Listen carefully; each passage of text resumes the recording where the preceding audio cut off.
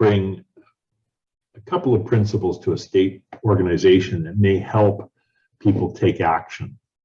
And so the three things we wanted to chat about a little bit this afternoon were, yes, some of the tools that are available to help you organize your estate, but perhaps a perspective to think this through in. So the first item we've offered is the 5P principle.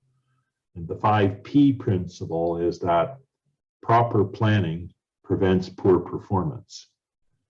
And so part of a state organization is deciding what performance really looks like to you. We know that proper planning prevents poor performance, but what is it? And so you can decide for yourself what you want the performance to be, how far you want to go, how far you want family members to be involved, how much work you want to leave them or not leave them, and how smoothly you want things to go. So the 5P principle, proper planning prevents poor performance. I'm going to give you 3 easy steps within which you can decide what you want performance to look like. So the 3 easy steps to a state organization are the following. Firstly, you have to make a fundamental decision about whether you want to just leave all of your estate organization, all of your funeral plans, all of the rest of the story when one either becomes incapable and then ultimately dies, whether you want to leave that to family and friends to take care of. And that's a legitimate approach. I've run into a lot of people who begrudgingly sometimes admit, yep, I'm going to leave it to them. They'll figure all this stuff out. And if that's the approach that you're going to take, it's perfectly acceptable. You probably should let the rest of your family and friends know that that's your approach, so they're not looking for other documents or details of what your wishes are. But it's okay to say that. It's okay to say, you guys will figure this all out. What I will comment, however, is that in leaving it to family and friends to figure out, make sure you're not operating under the incorrect assumption that somehow government steps in and takes care of things for you, because that's not how it works. If I die and I figure I'll let them figure this out, they'll take care of my estate, my funeral wishes, and all the rest of it, or the government will do it for me because I don't have much, or the government takes care of these kinds of things, you're sadly mistaken. The government does not take care of these things, and that's not by way of criticism, by the way. It's because our public policy for many years has been that we have to take care of our own stuff, or we have to let family know that we really haven't taken care of the details, so they're going to have to. So there it is. First step is decide for yourself whether you're going to do anything or whether you're going to leave this for other people. Here's the good news. If you decide you're going to leave this for other people, you don't have to worry about steps 2 and 3. Again, you should probably tell your family and friends what your game plan is, but there you go. And I will add the following. They may not think a lot of you afterwards if you leave them in a terrible mess, but you're entitled to do that. So there's the first step. Please make that fundamental decision. Are you going to do anything? Or are you going to leave it to somebody else? So the second easy step in the state administration is that if you are going to do something, take some action, but don't overwhelm yourself. Because a state organization, funeral planning,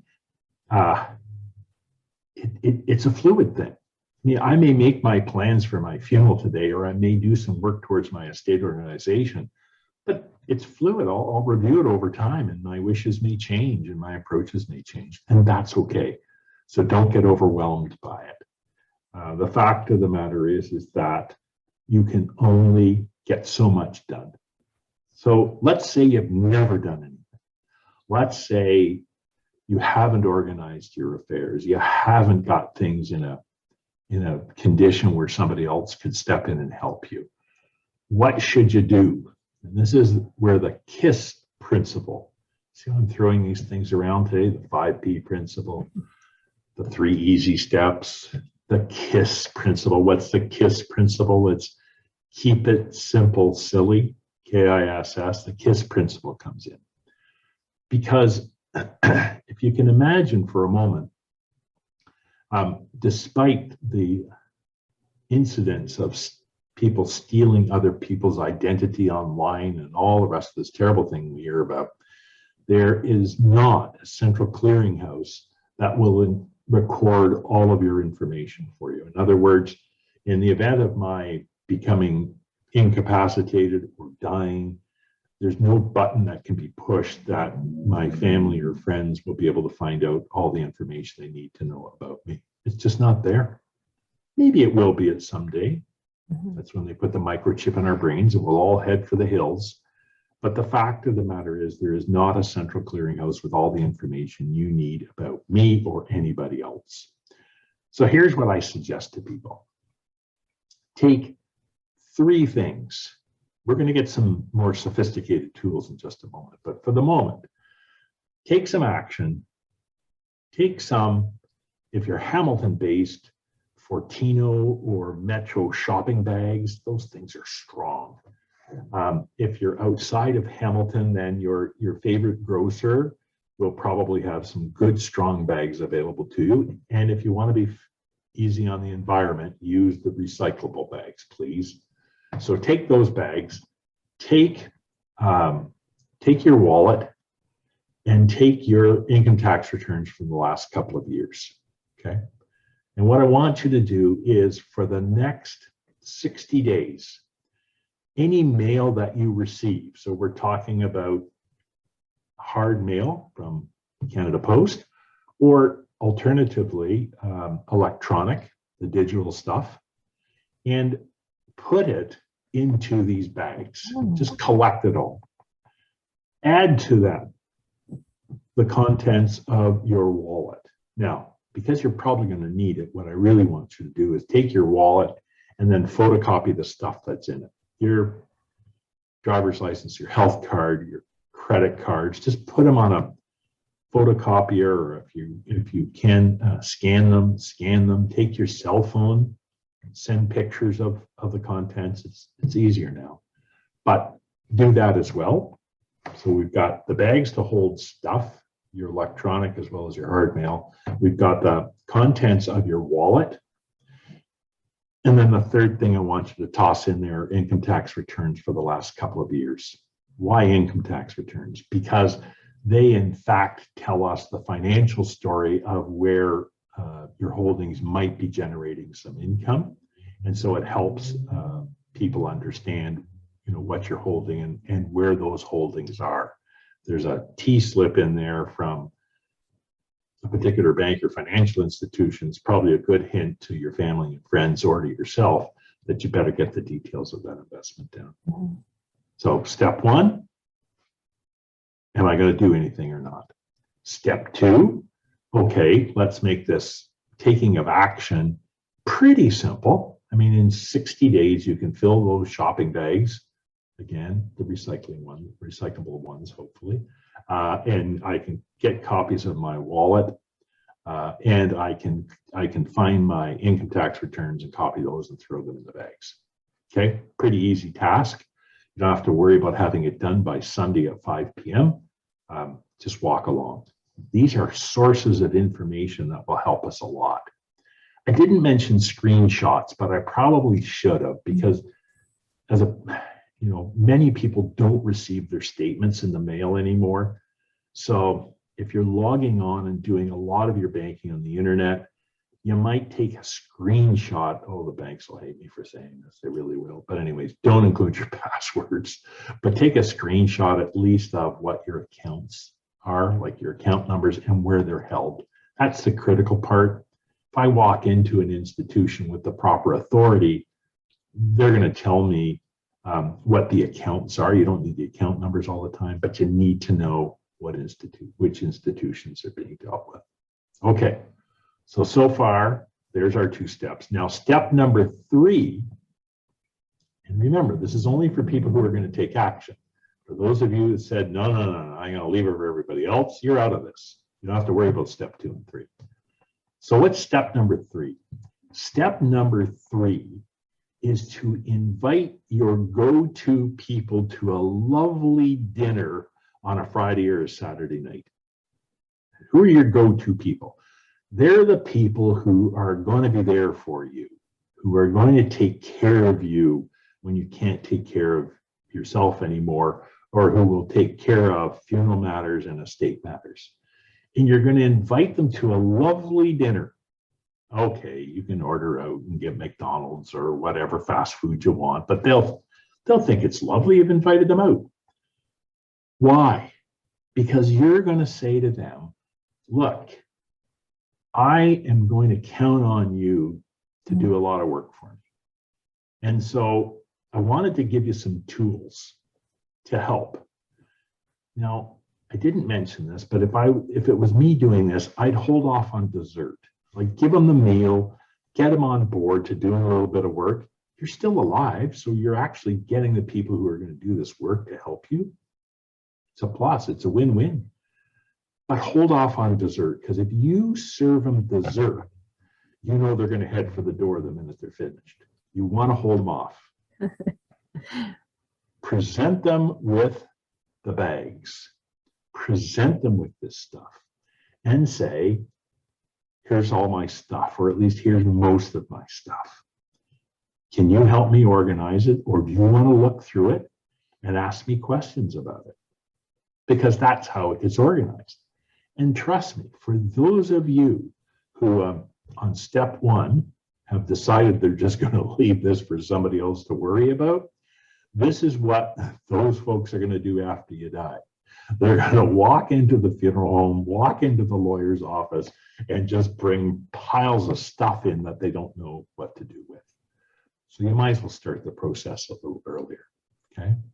Now, in those most perfect of worlds, you're going to have those people with the right skill sets. Okay? Remember, this takes work. And so you're going to find out very quickly who in your circle of family, friends, or advisors can help put this together for you. You're going to find out very, very quickly. I would ask them whether they could come back for a nice lunch later on, maybe in a week's time. They may want to take some of the bags with them just to start sorting through and getting a sense. If you feel comfortable, certainly let them do that. They're going to see the stuff anyways when you're incapable or die, aren't they? Then invite them back for a nice lunch, because we've got a couple of tools that you can use to take the information from the bags, the shopping bags, from the wallet that you've copied, from the tax returns, and start plugging it away. So the first approach is pretty much a do-it-yourself using a checklist. So you're going to have your circle of friends, whoever it is, the go-to people, come back for a lunch. Peanut butter and jelly sandwiches are most acceptable, by the way. You don't have to get too fancy with all this stuff. And you're going to put them to work. And one of the approaches you can take is to say, look, we've got all this stuff. Now let's pretend that I am dead.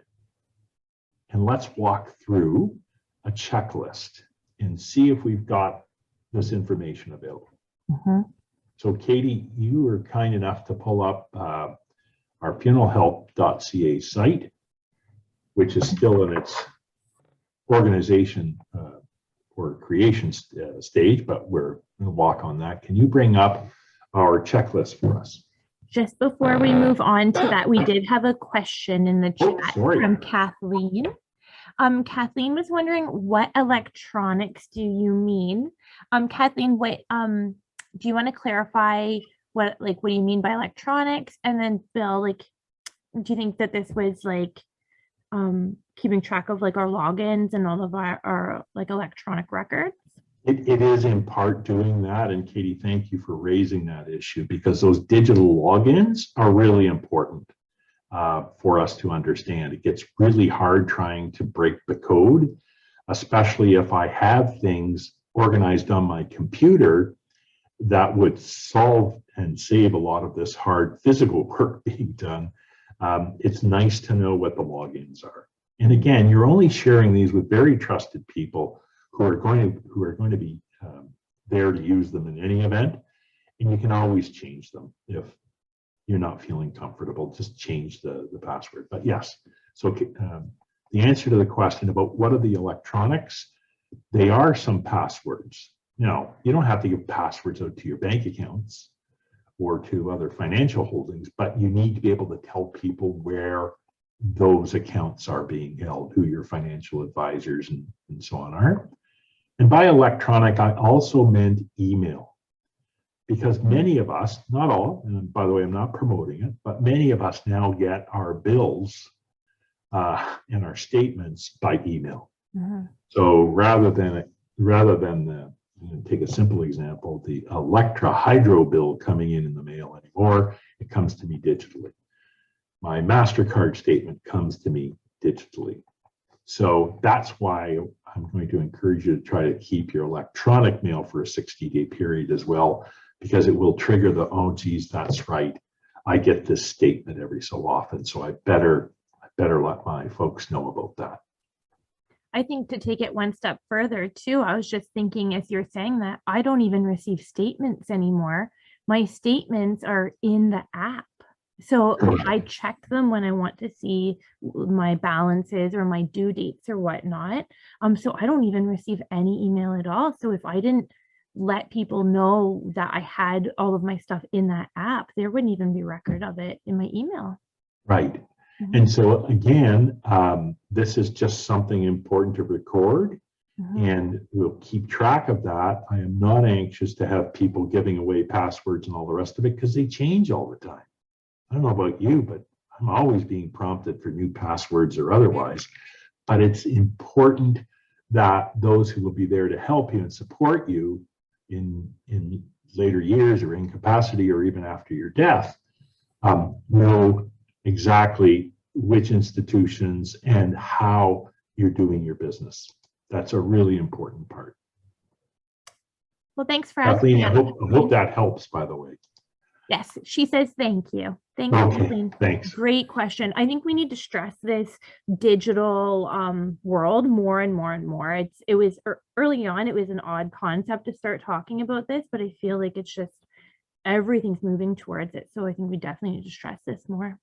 Yeah, well, we're in many respects, we're being forced to do it. Yeah. And what we've been through this last year and a half is just really up the ante and the speed at which we're having to do all that stuff. Right. I'm not trying to, however, encourage people to go that way. Pencil and paper is still a very acceptable way of communicating, but more and more institutions are sort of forcing us to do this stuff. And I can understand why from a digital perspective. So one of the things that I'm suggesting now that I've had you give away a lovely dinner, hold dessert until you've got the attention of those helping you, and now inviting those who are interested in helping you back for a lunch, is because we want to put them to work, and we want to say, great, pretend I've died. You've got these bundles of information. What are we going to do with them? Well, what we're going to do with them is we're going to organize them a little bit, and we've got two tools to help you with. One is a executor's checklist, and the executor's checklist you can find on the website. And Katie, if you can, I guess your second tab, if I'm reading it correctly. If you can just bring that up on your desktop. Yeah. So we're getting to there from this funeralhelp.ca. Right. Click on the executor's checklist here, and we also have it up in this tab. Right. And so this is available to download. And I want to make this very clear. This exercise is designed to be as thorough as possible for you to test and make sure that either the information that's required when you die, and it's literally the same information is required when you're perhaps incapable and can't deal with your affairs anymore, can at least be found as ascertainable. So this care guide and the checklist that follows the care guide, it's all in the same file, actually will provide you with some information about what's needed when people die. And so just very quickly, you can see here is some information about Canada Pension Plan and what benefits are available. For those on Ontario Guaranteed Annual Income, there's some information. And as we go through, you'll see questions about, do I need a lawyer, about my credit cards, where do I get death certificates? So again, in fairness, you haven't died yet, but we're just trying to follow the 5P principle. Proper planning prevents poor performance. So the best way to plan is to run this exercise and find out where this information can be found, or how you can come up with information that's needed. We go right down to the bottom where the checklist is there that we provide families and client families in terms of administering an estate. So it's all here for you to walk through. So it's going to be a little long lunch-wise, but I think you'll very quickly see that these deal with some practical things that can be easily answered. These are not hard questions to answer by and large. Okay, so there's the one tool, and this really requires participation and you encouraging and obtaining the support of other people in your life to help put some of this stuff together, because it can be as easy as a question and answer. For example, have we looked at the Bank of Canada website? Why do you look at the Bank of Canada website? Because if you have had an account or a negotiable instrument that has remained dormant for 7 years or more, it all gets shipped to the Bank of Canada. And so by visiting the Bank of Canada website, unclaimed balances, you can see whether you've got untold fortunes that you have forgotten about. You can reclaim that money, by the way. You don't get any interest on it, but you can reclaim that money. So I'm just giving a simple example of something that may trigger some work during this luncheon. Okay, maybe you need a couple of luncheons. I'll leave that for the time being, but that's one approach, and that is go through it as if you are incapable, as if you have died, and ask, where's this information? How do I find it? The other tool that we have is, in keeping with our electronic digital age, has to deal with organizing end-of-life records. And I think that's that next tab. Katie, you may want to explain how this electronic tool or digital tool is available. Okay, so we have it here on the, my apologies. Bill, walk me through how to get there from the funeral help. It's here Right, online, right? Yes, so in these terms, all one has to do is to plan ahead and then just register. It's going to be registering to use the online tool. Your information is completely your information. We don't access it, but it helps you organize your assets, organize your affairs. So it will prompt you with a series of questions, and you can walk through that tool. We're going to have a separate webinar on that one alone. I think you've touched on it before, by the way, Katie. Yeah. But we'll walk through that one again. I just wanted to clarify too, the reason why I asked Bill, because there is 2 different ways to access this information. So we are talking about reaching it from funeralhelp.ca today. And the reason we're talking about that is because the executor's checklist and the online final organizing tool is all accessible from this site. We also have the organizational tool accessible from the PX Dermody site. So I just wanted to clarify with Bill that you can access it from both sites, and this is the one, this funeralhelp.ca, that'll give you access to these resources that we're talking about today. So absolutely. When you click here, sorry, then I'll take you over to it. So it will prompt you to log in, as Bill just said. I'm already logged in. You'll have to create an account if it's your first time here. And then you just go start to your cremation or burial funeral plan today. And then here, this is where you can actually look at like funeral options, but we're not worried about that today. The organize your end of life records is where Bill is directing us now. And just before we go too much further, this organization stuff is really dry, but you'll see that the component or segment about it is all about me. And if you are so inclined, it's a nice area to spend some time with so that your family and friends can understand what you remember. And if you're helping somebody else, by the way, in all of this, I should have been using you a lot.